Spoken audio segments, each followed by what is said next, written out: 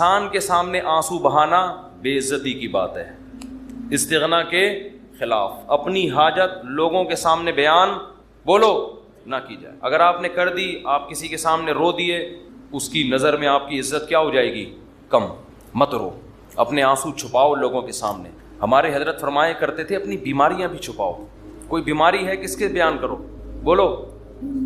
لوگوں کا نہ گیت گاؤں، میرے یہ مسئلہ، میرے یہ مسئلہ، میرے گردے میں مسئلہ، میرے پھیپھڑ میں مسئلہ، میرے گلے۔ کسی کے سامنے بیٹھ جاؤ نا، آج اپنے دکھ ایسے بیان کرے گا لپٹ کے رونے کا دل کرتا ہے اس سے، ایسے، حالانکہ فٹ فاٹ ہوگا، میرے ساتھ یہ مسئلہ، میرے ساتھ یہ مسئلہ، میرے ساتھ یہ مسئلہ۔ ابے بھائی تیرے ساتھ کوئی اچھا کام بھی قدرت نے کیا ہے؟ حضرت حکیم الامہ مولانا اشرف علی تھانوی رحمہ اللہ تعالیٰ کو حضرت ڈاکٹر عبدالحی صاحب رحمہ اللہ نے خط لکھا، مسئلے لکھے نا، حضرت یہ مسئلہ، یہ مسئلہ، یہ ٹینشن، یہ پریشانی، یہ پریشانی، یہ پریشانی، یہ پریشانی، آپ دعا فرمائیں۔ تو انہوں نے لکھا، افسوس ساری ناشکری کی باتیں لکھی ہیں، شکر کا ایک جملہ بھی بولو نہیں لکھا۔ پہلے شیخ اس طرح کے ہوتے تھے کہ آپ کے اندر جو فالٹ ہے نا اس کی اصلاح کرتے تھے۔ اب بھی ہوتے ہیں، بہت سے لوگ اچھے ہیں، لیکن بہت سے ڈرامے بازی بھی آ گئی ہے اس میں۔ آج ایک آدمی نے مجھے بتایا کہ اچھا بھلا ایک رشتہ ہو رہا تھا میرا، تو لڑکی کے ابا جو ہیں ان کے کوئی شیخ، ان کے کوئی بزرگ ہیں، ان لڑکی کے ابا نے بزرگ سے پوچھا کہ میری بیٹی کے لیے فلاں کا رشتہ آ جائے، بزرگ نے استخارہ نکال کے منع کر دیا۔ یہ بھی ایک مبالغہ ہے، غلو ہے۔ اپنے بچوں کی شادی میں اپنے شیخ سے پوچھنے کی آپ کو ضرورت؟ دیکھو، شیخ پیر و مرشد کا مطلب کیا ہوتا ہے؟ وہ آپ کو اللہ اللہ سکھائے، آپ کو دین کی باتیں سکھائے، آپ اس سے شریعت سیکھو، اللہ سے تعلق سیکھو۔ شادی بھی اپنی مرضی سے کرو، آپ ہر چیز میں شیخ سے پوچھا جا رہا ہے، تو بھائی وہ آپ کے گھر کے حالات آپ سے زیادہ نہیں جانتا۔ باپ جتنا اچھا بیٹی کے لیے فیصلہ کر سکتا ہے، ماں جتنا اچھا فیصلہ کر سکتی ہے، پیر و مرشد نہیں کر سکتا۔ پتہ نہیں کیا بنا لیا لوگوں نے پیر و مرشد کو، اپنی شادی بھی پیر صاحب جہاں کہیں گے وہاں ہوں گی، بچے کی شادی بھی پیر صاحب۔ وہ بھائی پیر ہے یا تمہارا باپ ہے؟ یہ خدا ہے؟ یہ پیر صاحب اللہ اللہ سیکھنے کے لیے، ان کو بولیں بس اللہ اللہ سکھائیں، ٹھیک ہے نا؟ اس کے علاوہ مجھ سے لوگ آ کے، بہت سے عقیدت مند لوگ ہیں، مجھ سے آ کے پوچھ رہے ہوتے ہیں میری بچی کا یہ مسئلہ وہاں کر دوں۔ میں کہتا نہ میں آپ کی بچی کو جانتا ہوں، نہ میں اس کمبخت کو جانتا ہوں معذرت کے ساتھ جس سے آپ کی بچی کی شادی، میں کہاں مشورہ دوں گا؟ خود فیصلہ کرو بھائی۔ تو اتنا زیادہ اپنے گھروں میں یہ جو پیر و مرشد ٹائپ کی چیزیں ہیں، جو اور ایک نمبر پیر ہوگا نا وہ یہی مشورہ دے گا، کہے گا بھائی اللہ اللہ سیکھو، مجھے کیا پتا کہ آپ نے کہاں شادی کرنی ہے کہاں نہیں کرنی ہے، تو آپ کا گھریلو معاملہ ہے۔ طلاقیں دے رہے ہیں پیر سے پوچھ کے، طلاقیں کس سے پوچھ کے دے رہے ہیں؟ پیر و مرشد سے پوچھ کے۔ تو کہاں سے کہاں بات چلی جاتی ہے۔ تو میں یہ عرض کر رہا تھا، دیکھو مخلوق کے سامنے رونا، رو لیتا ہے انسان، کبھی پریشان ہوتا ہے تو رو لیتا ہے، ہر ایک میں توکل برداشت ایک جیسی نہیں ہوتی، لیکن اللہ کو مخلوق کے سامنے رونا پسند بولو نہیں ہے۔ میری عادت ہے، میں اپنے بھی کچھ معمولات کبھی کبھار بتا دیتا ہوں۔ کبھی اللہ نہ کرے کوئی بیماری آئے، اللہ نہ کرے، تو میں کبھی دعا کی درخواست بھی مسجد میں اعلان نہیں کرواتا۔ جیسے 8-10 سال پہلے مجھے ملیریا ہو گیا تھا، کافی رمضان میں ہوا، کافی بیمار ہو، ملیریا بھی اپنی حماقتوں سے ہوا، احتیاط نہیں کی، اور ہو گیا تو بھی ٹیسٹ نہیں کرایا۔ فنٹر گیری چل رہی تھی اس وقت، تھوڑی انسان ذرا اور ینگ ہوتا ہے تو فنٹر پنا اس میں زیادہ ہوتا ہے، ٹیسٹ کروا لیتا، ٹائم پہ علاج ہو جاتا تو مسئلہ نہیں بنتا۔ بخار ہوا، اتر رہا ہے، چڑھ رہا ہے بخار، فنٹر گیری میں ہی ہم زندگی گزار رہے ہیں، وہ بہت ہی خطرناک ہو گیا۔ یہاں مؤذن، میں مارکیٹ سے شارٹ ہو گیا، 10-12 سال پرانی بات ہے۔ مارکیٹ سے جب بھی کوئی چیز شارٹ ہوتی ہے جو ہر وقت اویلیبل ہو تو لوگوں کو ٹینشن ہوتی ہے۔ مؤذن صاحب نے یہاں اعلان کر دیا امام صاحب کی طبیعت بہت خراب ہے، تمام حضرات سے دعاؤں کی درخواست۔ میں نے مؤذن صاحب کی کھچائی کی، میں نے کہا میں نے آپ کو کہا ہے کہ آپ پبلک کو بتائیں کہ امام صاحب کی طبیعت خراب ہے، کیا ضرورت ہے شور مچانے کی؟ طبیعت کا ٹھیک ہونا، طبیعت کا خراب ہونا، یہ سب چیزیں نیچرل ہیں، نارمل ہیں، کبھی ٹھیک ہوگا، کبھی خراب ہوگا، کبھی مرے گا، کبھی جیے گا، ہر چیز کی مسجد سے اناؤنسمنٹ۔ پھر لوگوں کے فون آنا شروع، سنا ہے آپ بیمار ہو گئے، وہ ایک درد سر بن جاتا ہے انسان کے لیے۔ صرف ان لوگوں کو انسان بتا دے، اپنے چند بزرگوں کو جن سے اسپیشلی دعا کی درخواست کی جا سکتی ہے، بھئی طبیعت خراب ہے، آپ سے کہہ رہا ہوں کہ آپ میرے لیے دعا کریں۔ شور مچانے کی، لوگوں میں پبلش کرنے کی اس کو کی ضرورت نہیں ہے، یہ اللہ کو پسند نہیں ہے یہ عادتیں۔ آج اب دیکھو آبادی بڑھ رہی ہے نا، میں ہر نماز میں کوئی پرچی آ رہی ہوتے میرے فلاں کا بیمار ہے ان کے لیے دعا کراتے، میرے چچا کی طبیعت خراب ہے ان کے لیے دعا کرا دیں, میرے فلاں کا انتقال ہو گیا ان کے لیے دعا کرا دیں. اس کا کیا ہوتا ہے, میرے دماغ میں ان کا نام رکھنا مشکل ہو جاتا ہے. نام رکھنا کیا ہو گیا, الحمدللہ اللہ کا گلے کا توق, ایک توق ختم ہو گیا. تو ایک دن ایسا ہوا, فجر کے بعد پرچی, ظہر کے بعد پرچی, اب میں پوری نماز میں بندے کا نام دماغ میں رکھا ہوا ہے کہ وسیم سجاد جو حلیم کی دیگ والے ہیں ان کی طبیعت سیٹنگ چل رہی, نماز کے بعد دعا کرانی, کیونکہ نہیں کرو پھر لوگ ناراض ہوتے ہیں, آپ کو بولا تھا ان کے لیے دعا کراؤ. یا تو پرچی وہاں لے جا کے رکھ دیں نا, زبانی میں اور ٹینشن. تو ایک دن ایسا ہی ہو گیا, مجھے پاس ایک ظہر میں ایک صاحب آئے کہ جی وہ فلاں کی طبیعت خراب ہے. میں نے کہا یار میں ہول سیل کے حساب سے دعا مانگ لوں گا, اے اللہ جس کی بھی طبیعت خراب ہے ٹھیک کر دے یا عافیت سے اٹھا لے.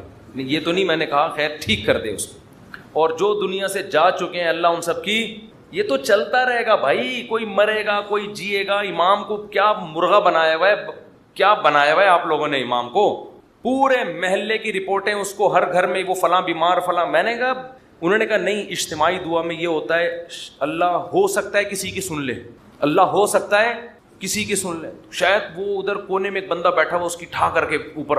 میں نے کہا دیکھو دعا اس کی زیادہ قبول ہوتی ہے جو درد دل سے مانگتا ہے, اور درد دل سے آپ کے ریلیٹو مانگیں گے.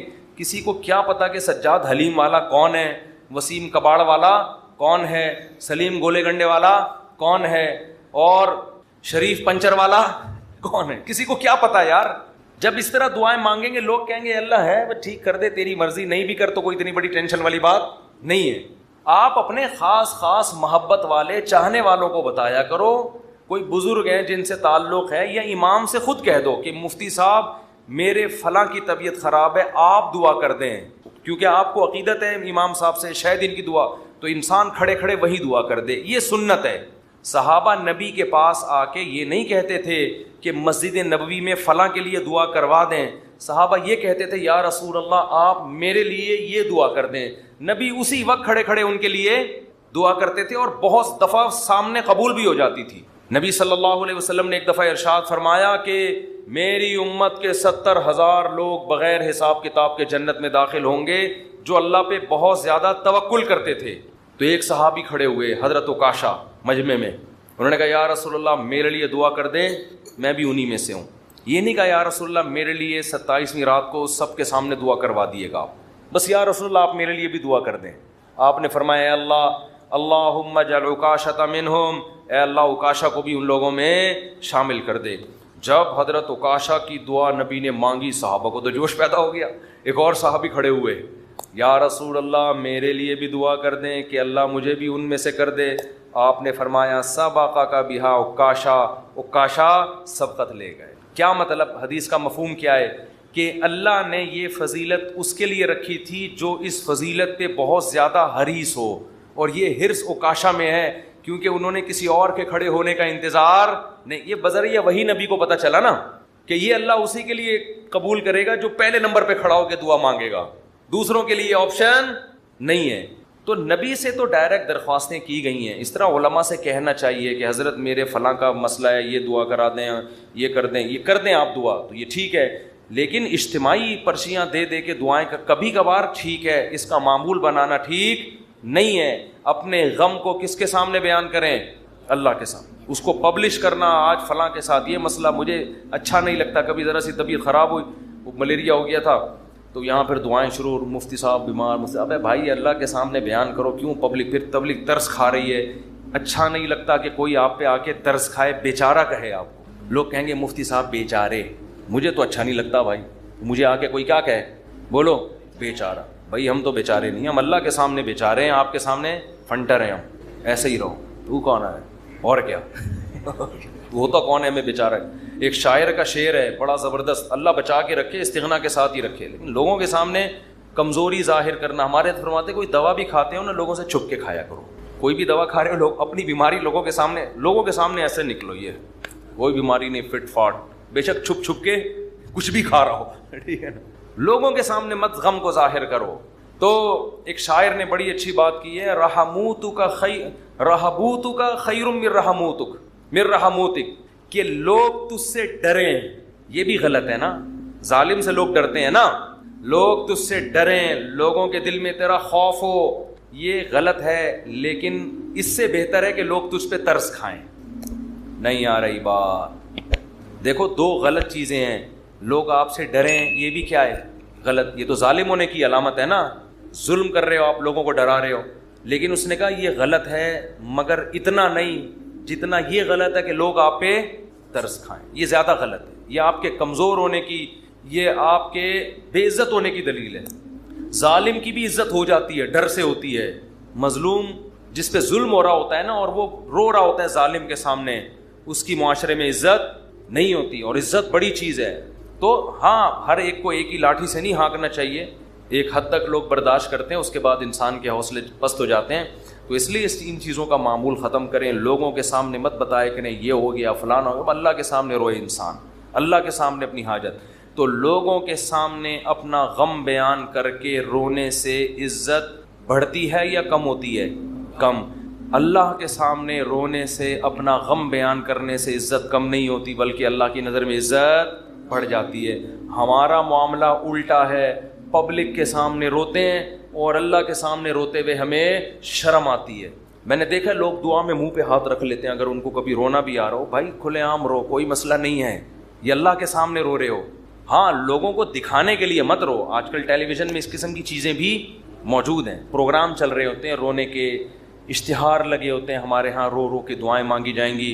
آدمی حیران ہوتا ہے, تم نے پہلے سے ہی اشتہار لگا دیا اور بالفرض تمہیں رونا نہیں آیا تو پبلک کہے گی تم نے اعلان تو یہ کیا تھا رو رو کے دعائیں مانگی جائیں گی, کم بخت رو کیوں نہیں رہا ہے اب تو یہ ناٹک اور یہ ڈرامے اللہ کو پسند نہیں ہے. اور کمال کی بات یہ کہ ہمارے نبی نے فرمایا اللہ سے رو کے دعا مانگو, رونا نہ آئے تو ٹینشن کی بات نہیں ہے, رونے والی صورت بنا لو, انداز رونے والا ہو, اسٹائل رونے والا ہو, جیسے بھکاری مانگ رہے ہوتے ہیں.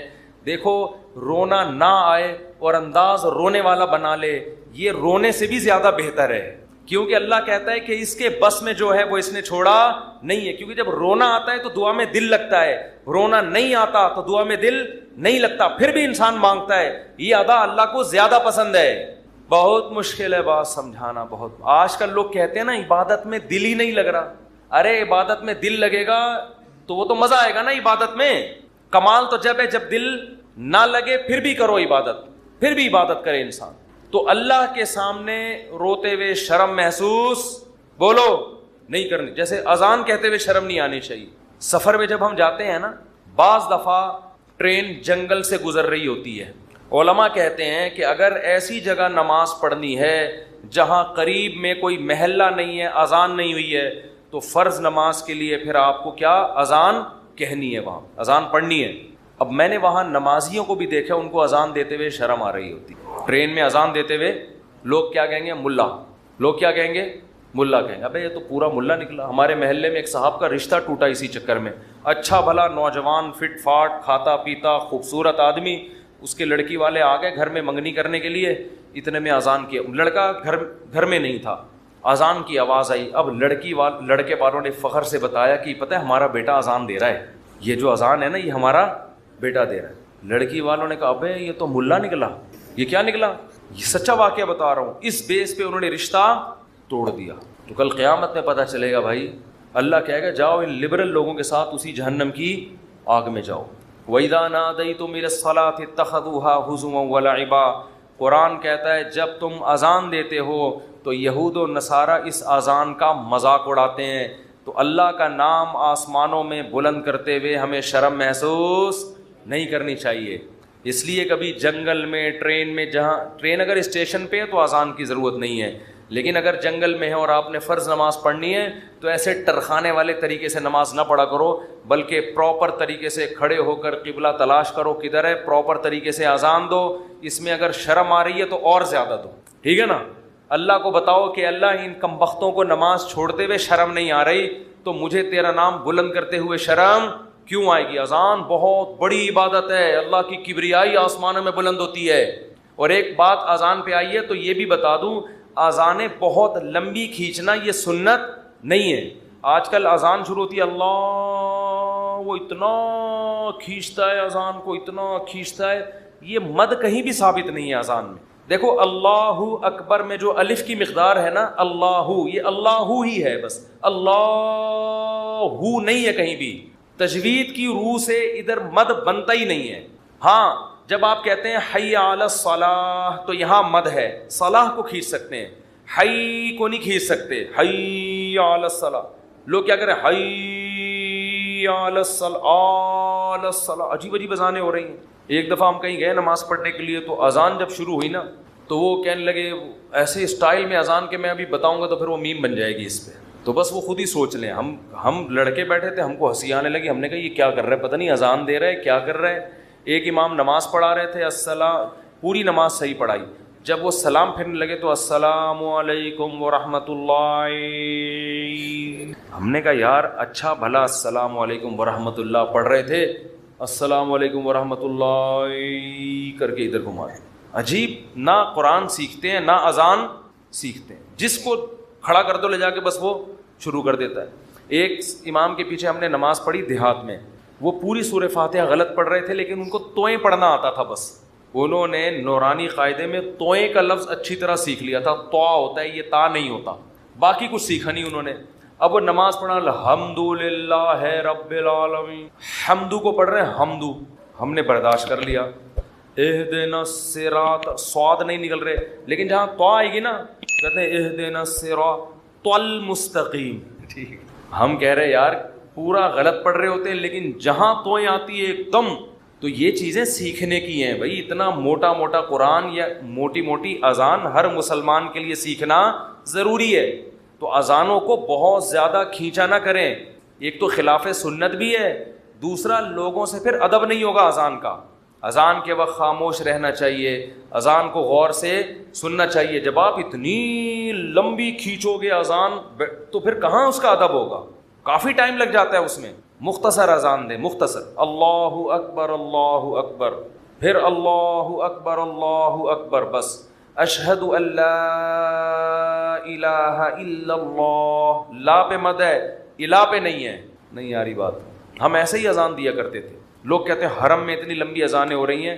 وہ حرم کا ماحول ہے، ایک حرم کی ایک برکت ہے. وہاں لمبی اذان ہی تو سننے کے لیے جاتے ہیں لوگ. بہت سے عرب علماء کو اس پہ بھی اشکالات ہیں. بہت سے عرب تو کہتے ہیں یہ حرم میں بھی جو اتنی لمبی ہو رہی ہے یہ خلاف سنت ہے. لیکن وہ تو حرم کا معاملہ ہے، ان کو اپنے حال پہ چھوڑ دو. وہ پھر بھی وہاں مسئلہ یہ ہے کہ وہاں کا تو ماحول ہی ایسا ہے نا. نارملی جب آپ اذان دیں تو اتنی لمبی اذان نہیں ہونی چاہیے کہ لوگوں کے لیے اس وقت خاموش رہنا، اس کا ادب کرنا ایک آزمائش بن جائے. اور پھر اسپیکر اتنے بھاری بھرکم نہیں ہونے چاہیے کہ اس اذان سے لوگوں کے کان کے پردے پھٹنا شروع ہو جائیں. اس سے لوگ پھر ان شاعر اسلام کی عزت کرنے کے بجائے توہین کرنا شروع کر دیتے ہیں. خاص طور پہ غیر مسلم ممالک میں جہاں آپ کو کوئی اذان کی پرمیشن دے دے تو اعتدال سے اذان دیں، ان کے آرام کا خیال رکھیں. تو جلدی سے میں یہ بات کو ختم کروں.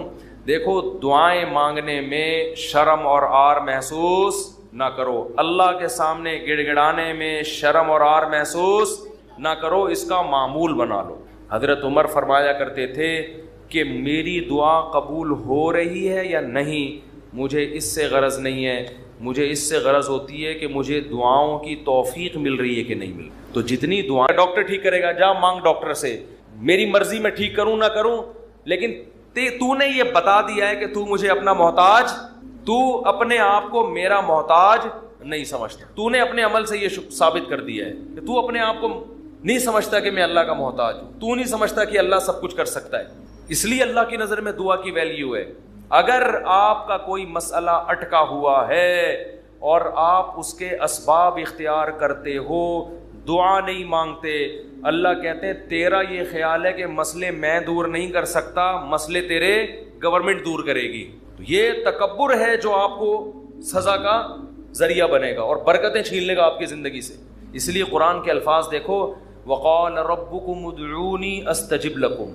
اللہ کہتے ہیں کہ مجھ سے دعا مانگو، میں تمہاری دعا کو قبول کروں گا. ٹھیک ہے بھائی، یہ آپشن ہے نا. آپ بتاؤ جب کوئی گورنمنٹ کسی کو کوئی آپشن دیتی ہے یا کوئی بینیفٹس دیتی ہے تو گن پوائنٹ پہ تھوڑی دیتی ہے. بھائی گورنمنٹ نے یہ کہا کہ قرضہ ملے گا بغیر سود کے، غریب لوگوں کو چاہیے اپنا مکان بنائے، یہ کہے گی نا گورنمنٹ. آگے دھمکی تو نہیں دے گی جس نے قرضہ نہیں لیا نا ہم سے مکان بنانے کے لیے اس کو شوٹ کر دیا جائے گا. ایسی دھمکی دے گی کبھی؟ تو یوں ہی کر دو اگر منہ سے نہیں نکل رہا کچھ ہے. دھمکیاں دے کے کبھی کسی کو کوئی سہولت دی جاتی ہے؟ ہاں دیہاتی مائیں کرتی ہیں ایسا. کھا. وہ ایک آدمی نے پرینک بنایا کہ انگریزوں کی مائیں اور پاکستانیوں کی مائیں میں کیا فرق ہے. بڑا زبردست تھا. انگریز کی ماں کھانا لا کے رکھ دے گی, کھانا ہے کھا, نہیں تو یہاں سے دفع ہو جا. ٹھیک ہے نا. پاکستانی اور دیہاتی ماں کیا کرے گی, وہ میرا بیٹا کھا لے, یہ میں نے تیرے لیے پکائی ہے بریانی, میں نے تیرے لیے یہ پکایا ہے. پہلے منتیں کرے گی, بچہ نہیں کھائے گا تو دھمکیاں دینے پہ آ جائے گی اس کو, کھا ورنہ میں تھپڑ ماروں گی تیرے کی. بے غیرت, تو نے بنوایا کیوں مجھ سے, یہ مجھے پتہ نہیں ہے. یہ تو نارملی ایسا ہوتا نہیں ہے کہ آپ کسی کو کوئی نعمت دے رہے ہو اور ساتھ میں بندوق نکال کے بولو کہ یہ لو. کسی کو آپ نے ہدیہ دیا, 100 روپے, 1000 روپے, 500 روپے آپ نے کسی کو دیے, یہ آپ کی خدمت میں, وہ کہہ رہے یار میں تو ابھی ضرورت نہیں ہے آپ کا, بڑی نوازش, آپ بندوق نکال لے, تو یہ ہدیہ رہے گا؟ یہ ہدیہ تھوڑی رہے گا. تو کوئی بھی جب حکومت یا کمپنی کسی کو سہولت دیتی ہے تو وہ گفٹ کو پھر گفٹ ہی قرار دیتی ہے. لیکن اللہ کا اسٹائل یہاں پہ بالکل, انداز بالکل الگ ہے. اللہ کیا کہتے ہیں, مجھ سے مانگو. یہ بینیفٹس مل رہے ہیں نا اللہ کی طرف سے, ہیں بھائی. اللہ کیا کہہ رہے ہیں, مجھ سے مانگو اور میں جو مانگو گے میں وہ تمہیں دوں گا. بس یہ اللہ ٹھیک ہے, ہمیں تو نے بتا دیا کہ ہم مانگیں گے اور تو دے گا, ہمیں یہ بات پتہ چل گئی, اب ہماری مرضی, ہم جب چاہیں تو اس سے مانگیں, ہمیں یہ سہولت کا پتہ چل گیا, اب ہم ہماری مرضی, اب ہمارے. کہتے ہیں اٹس اپ ٹو یو, کہتے ہیں نا یہ اب آپ کے اوپر ہے, آپ مانگیں یا نہیں مانگیں. نہیں آگے اللہ نے بندوق نکال لی ہے. ٹھیک ہے نا, بندوق نکال لی. اللہ کہتے ہیں ان الذین یستکبرون عن عبادتی, یاد رکھو مجھ سے مانگنے میں تکبر کیا. میں نے تو کہا ہے مانگو, اگر نہیں مانگا کبر سے کام لیا کہ نہیں جی ہم نہیں مانگ رہے, سیدخلون جہنم داخرین, ذلیل کر کے جہنم کی آگ میں پھینک دوں گا. بڑے بھائی اللہ تو ہمیں گفٹ دے رہا ہے دعا کا یا جرمانہ لگا رہا ہے, کیا کر رہا ہے؟ سمجھ میں آنے والی بات ہے؟ کوئی سمجھ میں آنے والی بات بالکل سمجھ میں نہیں آ رہی ہے. یہی وجہ ہے کہ قرآن میں اور مقام پہ جب اللہ نے کہا نا میری یہ نعمتیں کھاؤ, تو پھر یہ نہیں کہا نہیں کھاؤ گے تو یوں کر دوں گا, یہ نہیں کہا. اللہ نے قرآن میں کہا کلو وشربو, کھاؤ اور پیو, حد سے تجاوز نہ کرو.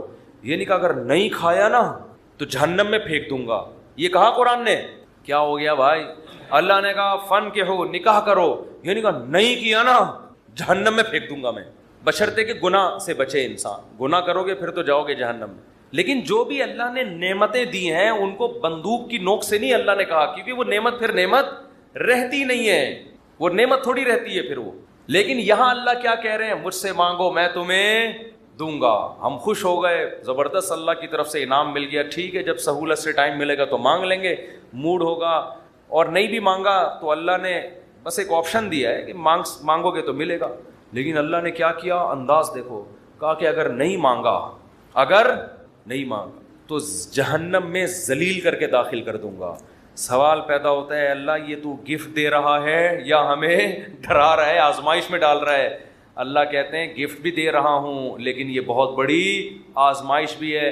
کیونکہ اگر کوئی بہت بڑا سیٹ آپ کو ایک خالی چیک دے اور کہے اس پہ پیسے لکھو اور سائن کر دو, اور آپ اس چیک کو اٹھا کے اس کے سامنے ڈسٹ بن میں ڈال دو, اس کا مطلب آپ یہ نہیں ہے کہ آپ کو پیسوں کی ضرورت نہیں ہے, آپ کا سیٹھ کے بارے میں خیال ہے کہ اس نے جھوٹا چیک دیا ہے, یہ جھوٹ بول رہا ہے, ورنہ کبھی آپ اس کو ڈسٹ بن میں اٹھا کے نہیں پھینکتے.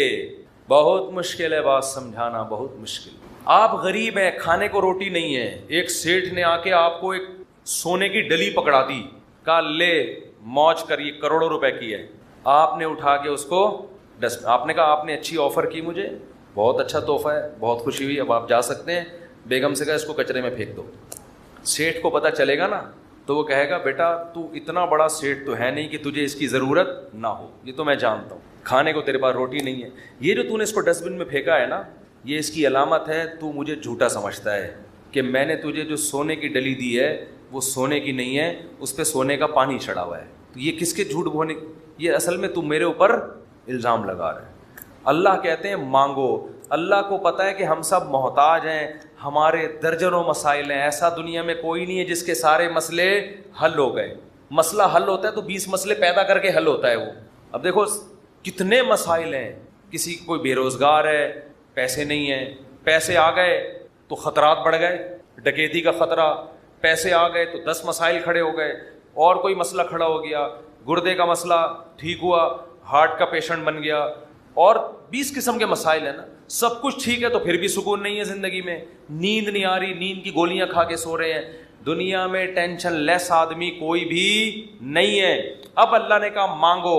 اب ہمیں اللہ نے بلینک چیک دے دیا ہے کہ جو لکھو گے میں دے دوں گا تمہیں. آپ نے اللہ کی اس آپشن کو, اللہ کی اس نعمت کو اٹھا کے ڈسٹ بن میں پھینک دیا. آپ ہر ایک کے در پہ جا کے اپنی حاجتیں بیان کرتے ہو. کبھی تھانے میں پہنچے ہوئے ہوتے ہو, کبھی ڈی سی آفس پہنچے ہوئے ہوتے ہو, کبھی ڈی ایس پی کے پاس پہنچے ہوئے ہوتے ہو, کبھی وزیر اعظم سے رابطے کی کوشش میں, کبھی مسجد کے امام سے آ کے کہہ رہے ہوتے چڑیل آ گئی ہے, کوئی دم درود کر کے اس کو بھگا دو گھر سے. 10 قسم کے, لیکن اللہ کا دروازہ کھٹکھٹانے کے لیے تیار نہیں ہو تو یہ اس کی علامت نہیں ہے کہ آپ کے مسائل حل ہو گئے.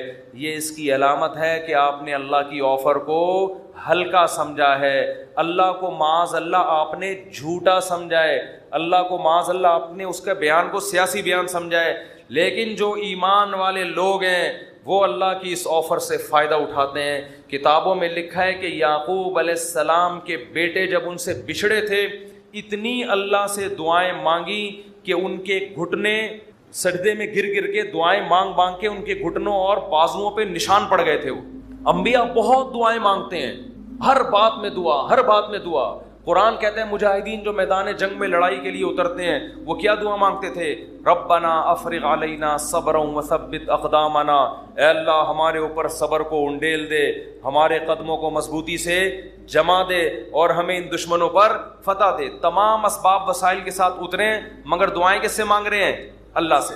بدر میں دیکھو اللہ نے ہمارے نبی سے وعدہ کیا تھا مدد کروں گا, لیکن صحابہ کہتے ہیں نبی پوری رات مصلے پہ سردے میں روتے رہے ہیں, اللہ سے مدد کی دعائیں مانگتے رہے ہیں.